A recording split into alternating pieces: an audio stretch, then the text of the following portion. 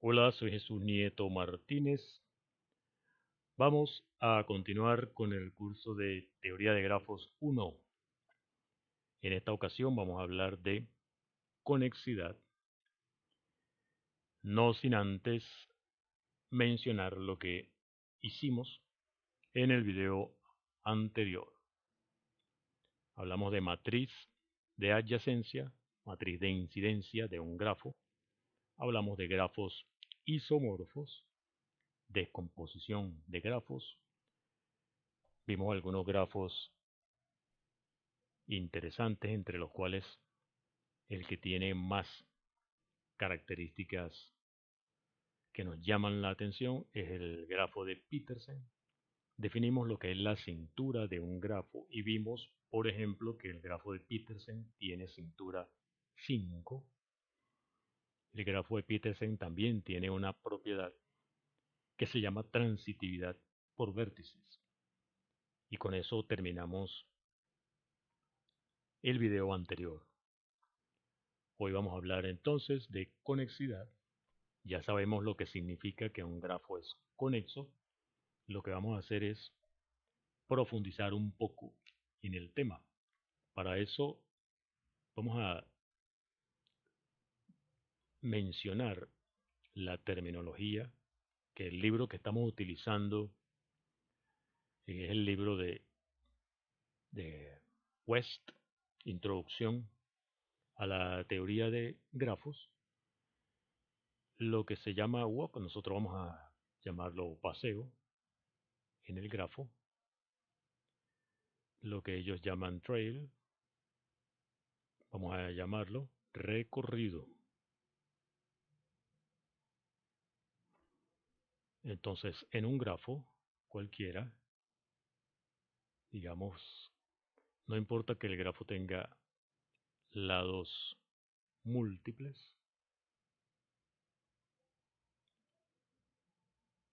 digamos que este vértice se llama X, este es Y, este es Z, este es W, y pongámosle nombre también a los lados, A, B, C, D, E. No quiero usar la letra F, vamos a llamarlo L a este lado.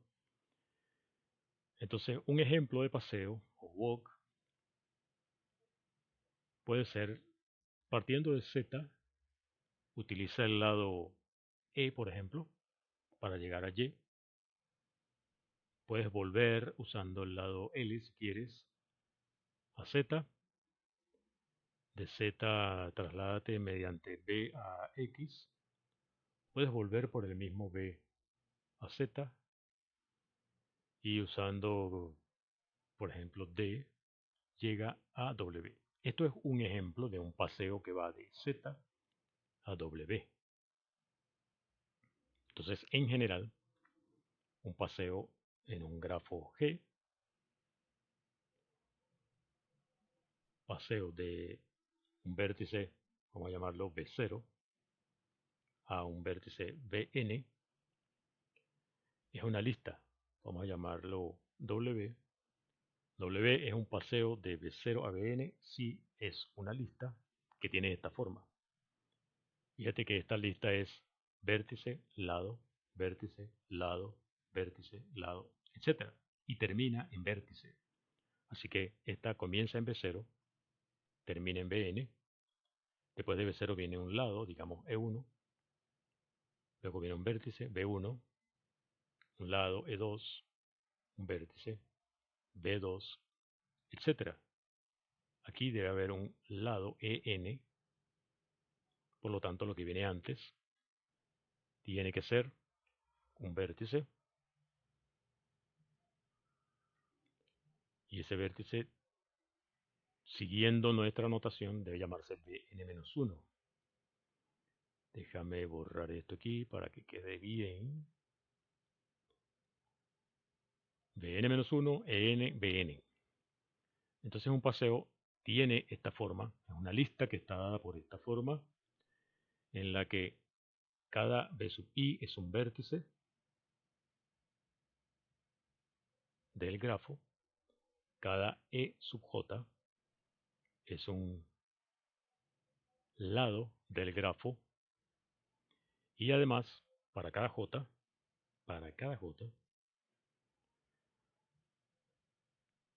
el lado que corresponde a ese índice, fíjate que está en la lista precedido por un vértice, luego viene otro vértice, pero no solo eso, sino que los vértices que están antes y después de ese lado en la lista son los extremos de ese lado.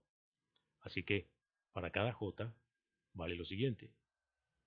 La función que define al grafo aplicado a E sub j es precisamente el par bj-1, bj. Esta es la manera de decir esta situación. Cada lado está rodeado precisamente por los vértices que son sus extremos. Eso lo decimos así. Recuerda que esta f sub g es la que aparece en el triple que define al grafo g. Quiero quitar esto que no lo voy a usar ahora. Recuerda que el grafo g es un triple. El conjunto b de g, el conjunto e de g y la función f sub g que te dice cómo se emparejan los lados con los pares de vértices. Esta f sub g es la que estamos mencionando acá. Entonces esto es un paseo de B0 a Bn. Una lista que tiene esta forma. Las B son vértices, las E son lados y ocurre esto para cada J. J va en este caso desde 1 hasta N. Ese número N, que es la cantidad de lados, es lo que uno llama la longitud de ese paseo W. Muy bien. Entonces, si W es un paseo en G y va de U a B, U es B0, ya U es B0, que es el primer vértice, B es Bn, que es el último vértice, N es la longitud del paseo, W. Entonces, ¿qué es un recorrido? Entonces, es un paseo que no repite lados. Es decir, W es un paseo de U a B, de B0 a Bn, tal que para cada J y para cada I, si I es distinto de J, entonces E sub I es distinto de E sub J. Si esto ocurre, decimos que W es un recorrido.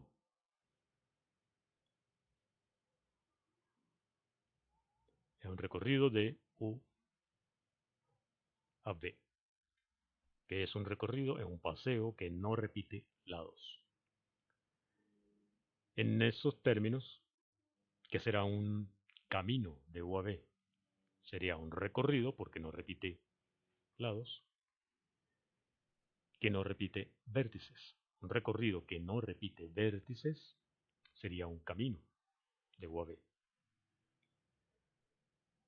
Si W es un paseo de U a B, vamos a W paseo de U a B en el grafo G.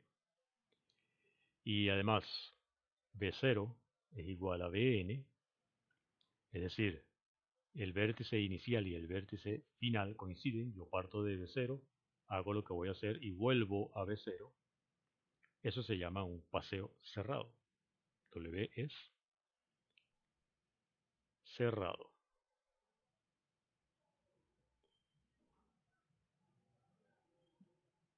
W es un paseo cerrado si el vértice inicial es el vértice final, si coinciden. Si del punto de partida es el mismo punto de llegada. Ok, eso en cuanto a la terminología. Lo que nos interesa es el tema de la conexidad, vamos a contrastar paseos con caminos. Paseo versus camino. Si tienes U, un vértice en un grafo, y B, vértice en un grafo, supongamos que tienes un paseo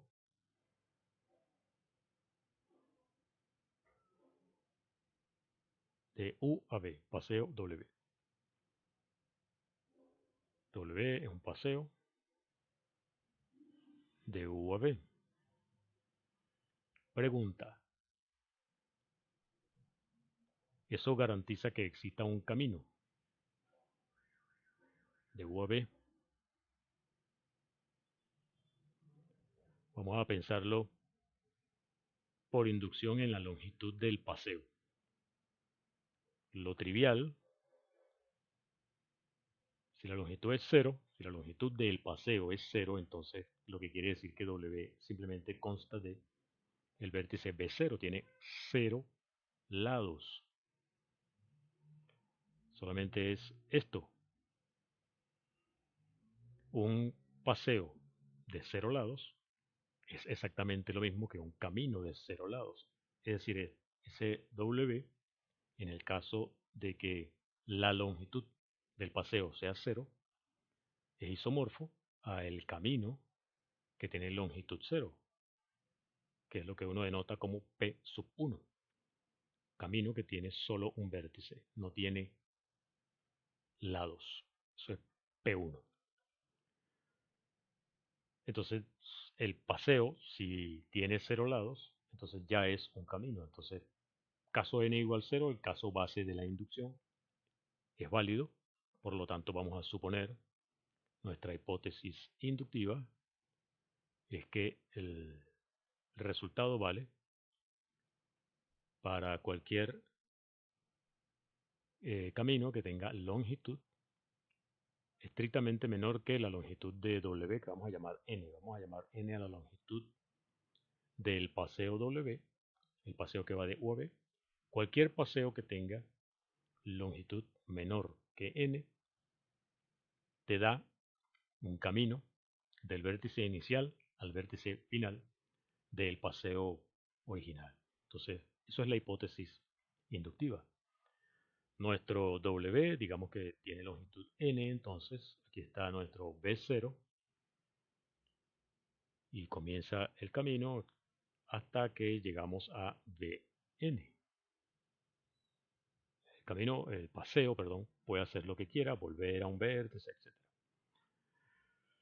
Entonces, bueno, si no hay repetición de vértices, entonces ya es un camino, el mismo paseo. Así que lo interesante aquí es, bueno, supongamos que W repite vértices.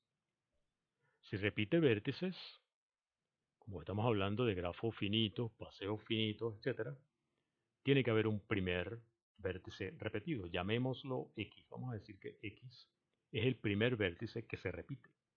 Es decir, que el paseo hace algo como esto y eventualmente vuelve a X y entonces continúa hasta llegar a Bn. X es nuestro primer vértice repetido en la lista que define a W. ¿Qué vamos a hacer? Bueno, ponle nombre a los otros vértices. Vamos a suponer que este fue el primero que dije, ¿no? X1, X2, X3, X4, etc. Aquí X2 es igual a X5 y así, ¿no? Y digamos que llega hasta XK y vuelve a X. Entonces, ¿qué vamos a hacer? Elimina esos vértices que estoy llamando X1, X2, los vértices que aparecen en la lista inmediatamente después de X, la primera vez que aparece X. Elimina X1, X2, etc. hasta XK y X, porque X aparece de nuevo, ¿no? En la lista aparece X, luego viene X1, etc. Yo elimino desde X1 en adelante hasta la siguiente vez que aparece X, elimino esto, esos vértices junto con los lados que son incidentes a esos vértices. Elimino eso y resulta W', un paseo de B0 a Bn, y la longitud de W' es más pequeña que n porque le quité lados a el paseo W. Aplicando la hipótesis inductiva tengo un camino P de U a B, de B0 a Bn. Ese paseo está en el mismo W, en el W', que también está en W. Entonces eso me da el camino que estaba buscando, aplicando la hipótesis inductiva. Esto podemos resumirlo, si tú quieres, como un teorema. Todo paseo contiene un camino.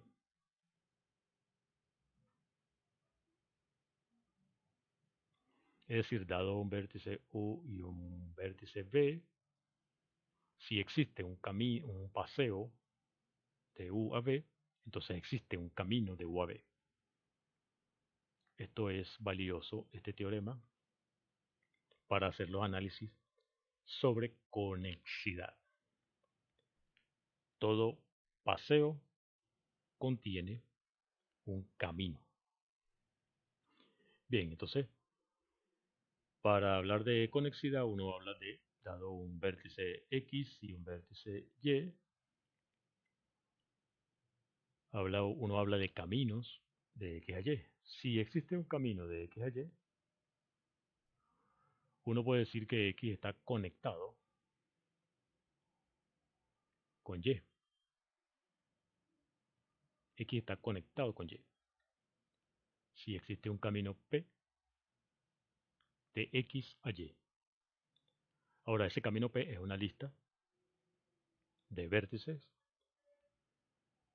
y si revertimos el orden de esa lista, tenemos el camino de P al revés, vamos a llamarlo Q, tendríamos un camino de Y a X, entonces Y estaría conectado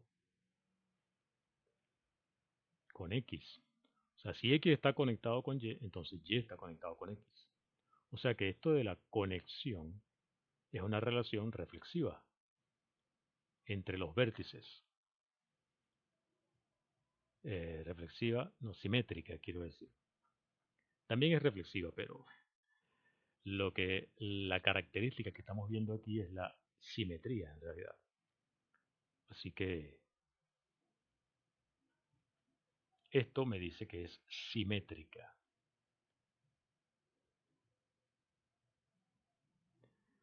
La relación de conectividad entre vértices es simétrica. Lo que dije ahora de la reflexividad es, dado un vértice,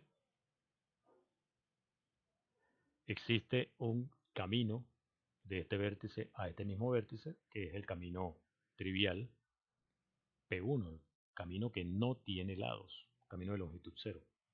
Eso es un camino de U a U.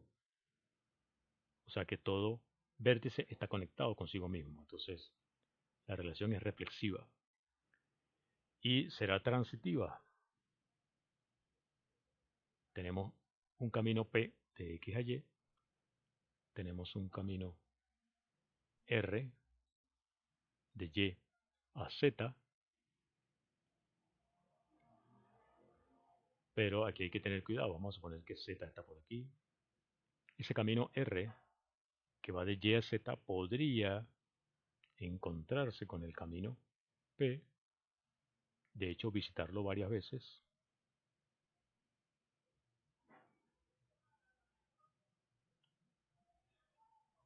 y llegar a Z. O sea, un camino P de X a y lo concateno con un camino R de Y a Z, no necesariamente me da un camino de X a Z, pero sí me da un paseo de X a Z. Pero acabamos de ver que todo paseo contiene un camino. Por lo tanto, sí podemos decir que si hay un camino de X a Y y un camino de Y a Z, todo ese paseo completo por el teorema anterior te da un camino de X a Z. Así que la relación es transitiva. Así que la relación de conectividad es una relación de equivalencia. Las clases de equivalencia por esa relación se llaman componentes, que es una componente de un grafo, es una clase de equivalencia con respecto a esa relación de estar conectados.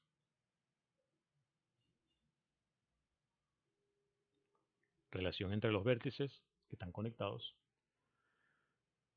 Las clases de equivalencia se llaman componentes. Por ejemplo, digamos que estos dos vértices son vecinos en un grafo G. Digamos que tenemos estos otros tres vértices, cuatro vértices que están conectados de esta manera.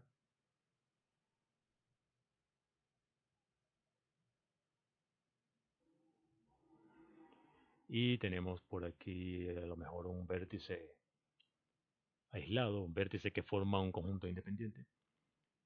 Y aquí tenemos, por ejemplo, un triángulo.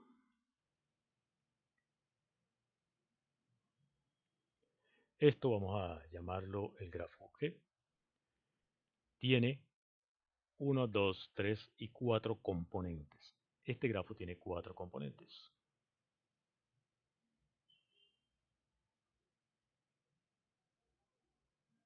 Una, dos, tres y 4 componentes.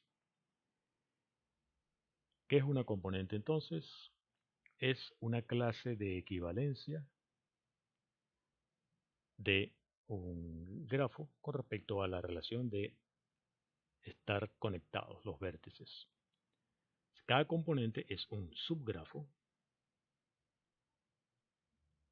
de G, si el grafo se llama G, es un subgrafo de G que es conexo, y no solamente que es conexo, sino que es maximal en el sentido de que no está contenido en un subgrafo más grande de G.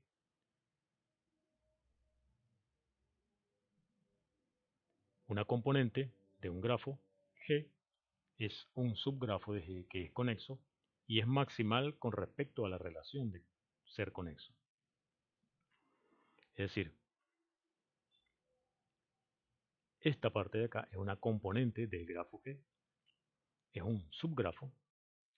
Esto como grafo es conexo, pero además dentro de G no hay un subgrafo que contenga esto. Por ejemplo, un subgrafo, si le quito la condición de maximalidad,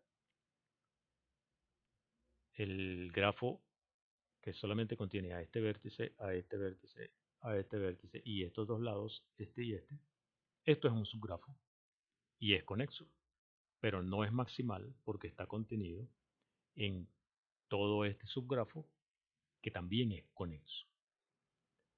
Entonces, maximal con respecto a esta característica se refiere a eso. Es un subgrafo que es conexo y que no está contenido en otro subgrafo que también sea conexo.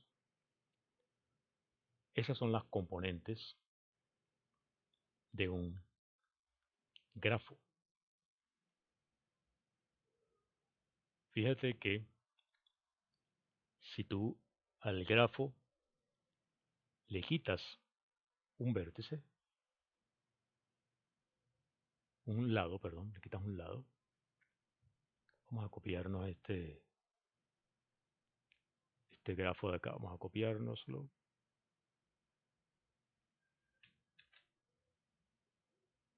Lo pegamos aquí. Perdón. Este grafo, si tú le quitas, por ejemplo, este lado, ya dijimos que tenía 4 componentes, ¿no? Si tú le quitas este lado, Entonces ya en vez de tener 4 componentes, como este vértice y este vértice quedarían aislados, entonces tendrías una componente más. Al quitarle un lado, aumenta la cantidad de componentes. En lugar de ser 4, ahora serían 5 para el grafo resultante. Este grafo tiene 4 componentes. Al quitarle el lado, aumenta a 5 componentes. Eso ocurre si lo hago con este lado. Pero si lo hago con, por ejemplo, este lado, E', si a G le quito E', si le quito este lado, el grafo resultante, G menos E', sigue siendo un grafo que tiene 4 componentes. Entonces hay lados que al quitárselo al grafo hacen que se incremente la cantidad de componentes y hay otros para los cuales la cantidad de componentes permanece igual, es decir, no afecta, no cambia el aspecto de conexidad del grafo. Un lado en el que cambia la cantidad de componentes al eliminarlo se llama un lado corte. Lo mismo ocurre con vértices. Si yo hago eso, en lugar de con lados, lo hago con vértices.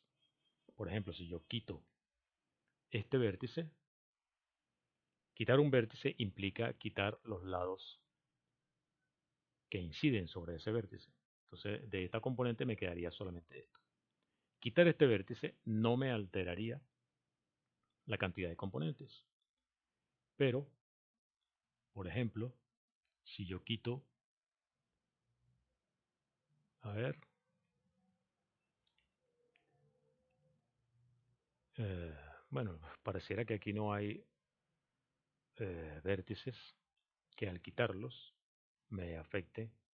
Ah, bueno, sí, si yo quito este vértice, tendría que quitar este lado y este lado, y entonces me quedaría esta componente. No, en este ejemplo no se ve bien lo de los vértices corte, pero en este que está acá, en este grafo, tiene una sola componente, es decir, es conexo, tiene una sola componente, y si yo quito este vértice,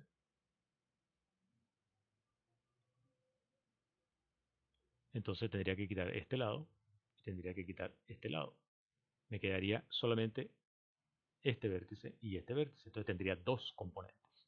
Entonces, de tener una componente, al quitar este vértice, voy a llamarlo B, pasaría a tener dos componentes. Entonces, esto sería un vértice corte.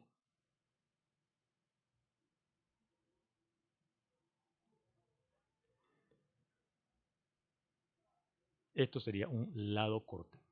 Entonces, un vértice o un lado, si tú al quitárselo, al eliminar de ese grafo, ese vértice o ese lado, se incrementa la cantidad de componentes, entonces ese vértice o ese lado se llama vértice corte, lado corte. Lo que viene a continuación es caracterizar cómo tiene que ser un vértice o cómo tiene que ser un lado para ser un vértice corte. Por ejemplo, vamos a caracterizar los lados corte en función de si ese lado está o no está en un ciclo del grafo. Digamos que tenemos un grafo G y tenemos un lado E que tiene extremos X y Y. ¿Cómo tiene que ser E en términos de ciclos para ser un lado corte de G? E, lado corte,